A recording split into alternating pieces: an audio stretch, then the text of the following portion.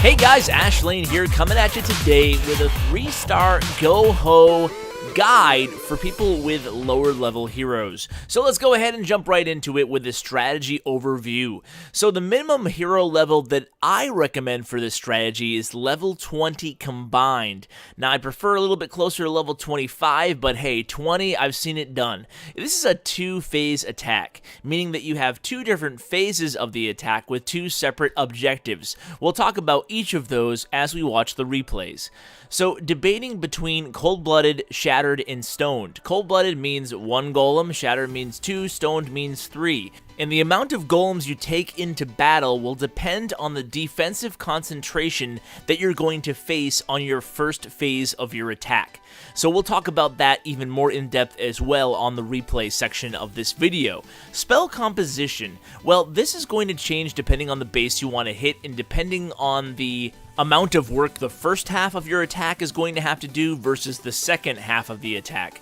So depending on how much objectives you set for the first phase of the attack will actually dictate your spell composition. Obviously, accessibility has a huge factor into that in terms of how much of the base you have to get around with the first phase with your kill squad of the attack. Now, some of you might be asking, what is a kill squad? Well, kill squad is just a slang term for basically the first phase of your attack, which is going to include your golems and your heroes, probably some wizards, to help take down the archer queen, the clan castle, and perhaps detonate some giant bombs. That's going to be one of the main things we're looking for when we're attacking these bases. How can we achieve those objectives while at the same time detonate as many of those giant bombs as possible? That way the hogs can sweep in without having to worry about all those giant bombs. Now let's talk hog pathing for a second before we get into the replays. Hog pathing is often overlooked, ironically, because it's probably the most important part of the attack, certainly the most important part of the second phase, and that is before you go into a base, take about 30 seconds to look at the base and plan, if I drop my hogs here, which direction will they head to from there?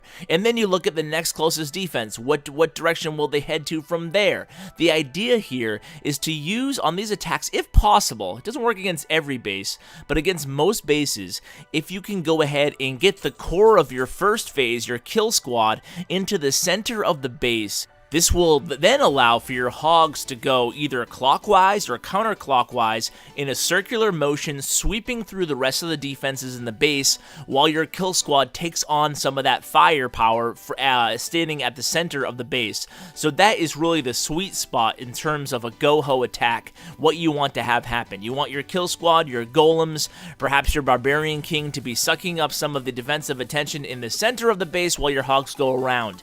So look at this first replay by Jedward here. The first thing you want to do, obviously, is identify the double giant bomb locations. They could be around the edges. There could be one in the center there near the queen. Then you want to identify the PLR, the path of least resistance, to get to as many of those giant bombs as possible while still taking out the enemy archer queen as well as the clan castle. So the more firepower you're attacking into, the more golems you'll need. So it's because we have low to mid-level heroes, people who are watching this video, I would recommend bringing at least 2 golems. So you're only going to be dealing with shattered and stoned attacks for now. In 2 of these replays, we're going to see the 3 golem variation, and then in 1 replay, we'll see shattered, and we'll talk about the reasons for bringing 3 golems versus 2 golems more in depth on the 3rd replay there. So now we've only triggered 1 giant bomb so far. So at this point, he's going to start trickling in his hogs at around 3 o'clock on the map. So far, like I said, 1 giant bomb has been detonated. That means you're going to have to be ready to pre-place those heal spells for those hogs, because we know there's going to be all the rest of them on the board to deal with. So you can see Jedward doing a good job using his first heal spell pretty early, and then the hog deployment is absolutely key. You can see he's moving in a counterclockwise fashion right here, and that works perfectly for hog pathing. If we stopped before the video started, if you want to go ahead and rewind and take a look, if you look at this base, you know that if you can get to the center there, take out around where that clan castle is, you can create a perfect funnel for the hogs to go all the way around the map counterclockwise, and that's exactly what Jedward does here. And this is really a perfect attack in terms of start to finish. All the objectives were achieved, and he has plenty of troops left at the end. Saving a few wizards for cleanup is very important to do. The other two attackers actually don't do that, and it almost costs them. So now it's Nacho's attack here. This is going to be using Earthquake, and it can be absolutely amazing because it can open up an area to 2 double giant bomb locations. You don't want to use Earthquake just for the heck of it, and you can saw how Jedward was able to get by with a jump spell, and that saves him, and that allows him to use an extra heal spell and poison spells. But if you can get into 2 compartments where double giant bombs might be located, then you can go ahead and possibly detonate 2 double giant bomb locations with the first phase of the attack. If you're going to hit 2 wide areas like that, you're definitely going to have to use 3 golems with the low-level heroes. Now, as your Barbarian King levels up, you can get by with only taking, 2 shattered variation against most bases. But of course, as you level up, you're probably going to be hitting max bases, and then you might have to consider using 3 golems again. It's pretty much the safer you want to play things, you can bring 3 golems. Now, when you bring 3 golems, you don't have to spread them out over the entire base like Jed did in the first attack. You can actually clump them a little bit more, especially if you're trying to get them to funnel into the center of the base here. Now, don't panic. You're going to see that Nacho's king starts to wander here at that army camp. Now, obviously, that is not ideal, but it doesn't mean the raid is ruined. So you can see here that he just kind of stays on the course here. He's using the rage spell in the first phase of the attack. That's because he has to get pretty deep into that base to accomplish his objectives. The queen, you can see he hit opposite side the queen. Now, that's an important tip to share with you guys. If you're going to hit a base opposite side of the queen, it's a really smart idea to use a rage spell on the first phase of your attack. Use a rage spell on the kill squad. Now, this is perfect now where he's standing right now. Obviously, ideally, the BK would have went in the center, and he probably could have used a few extra wizards to help clear out that funnel there for the king. But things are still going to work well because the rest of the attack was planned very well here. You can see the hog pathing yet again, going counterclockwise from around the 4 o'clock. It's almost like a mirror image of the first attack from here on out, except for he doesn't have the wizards to help clean up, and that's going to cost him as well. Obviously, now, post last update, we actually have 30 extra seconds, and that is going to come in handy here because he's going to need some of it because he does not have the wizards to help with the cleanup. He has plenty of hogs, though, left on the board, so they're going to do their work. They move pretty fast, so even if you have a minute left on the board and you have a bunch of hogs and a lot of units like this, you can still pull it off. And he's able to pull off the 3-star attack. So on the third and final replay by No Name Hero, we're facing a little bit of a tougher base design. This is more of a traditional anti-3-star Dragonflower type base, and the reason I wanted to bring this attack to you guys is because it's using 2 golems, so it is our first shatter attack, but you're still using the 4 earthquake, because No Name Hero is going to do what we know now that is useful for the 4 earthquakes, and that's opening up 2 double giant bomb locations. You can see way up in the north near that air sweeper and to the south near that mortar. So he's only going to be using 2 golems here. That's a lot of real estate to cover with only 2 golems. Why do you think so?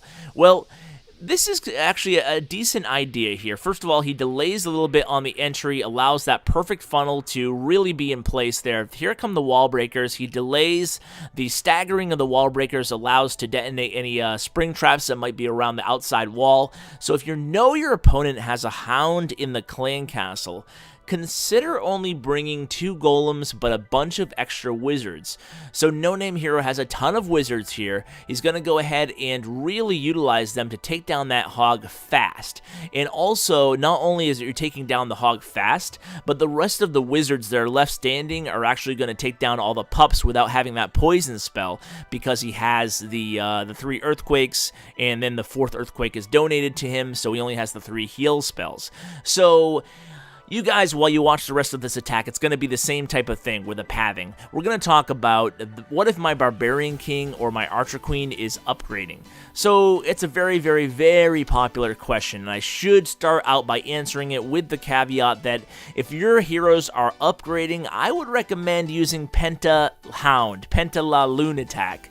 And the reason being because they're not as heavily reliant on heroes, but if you insist on doing the GOHO attack without heroes, if your king is upgrading, you can pretty much just replace the king with the P.E.K.K.A. because he acts just like a king. So bring the P.E.K.K.A., cut down on a few hogs, maybe use Shattered, so 2 golems and 1 P.E.K.K.A. If you were going to use stone, that's how you make up the hit point difference, or the troop capacity difference, excuse me. So consider adding a P.E.K.K.A. You can definitely do this strategy without a king. Without a queen is a bit tougher, but what I'd recommend is just going, I'd still bring, believe it or not, I'd still bring extra wizards. Bring extra wizards and hope they do the job of the queen, taking out the clan castle and hopefully providing enough firepower. If your heroes are down, though, you're just definitely going to have to consider taking away the stoned and using that hit point space to help supplement the troops. You can also use witches. So guys, I hope you enjoyed this guide. It's been fun bringing it to you. I hope you have success on your next GOHO attack.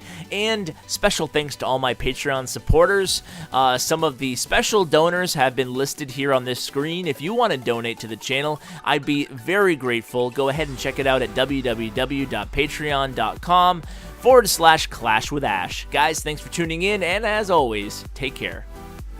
Hey guys, thanks for watching my video. Just a few ways you can help the channel out. Number 1, like. Number 2, subscribe. And number 3, comment. Tell me what you think of the video. I really appreciate it, guys, and it really helps me out a lot. Also, you can find me on social media. I'm active every day on Twitter at @clash_with_ash, and on Bindle chat group #ClashWithAsh. And as always, you can find me on my website at www.clashwithash.com. Thanks, guys.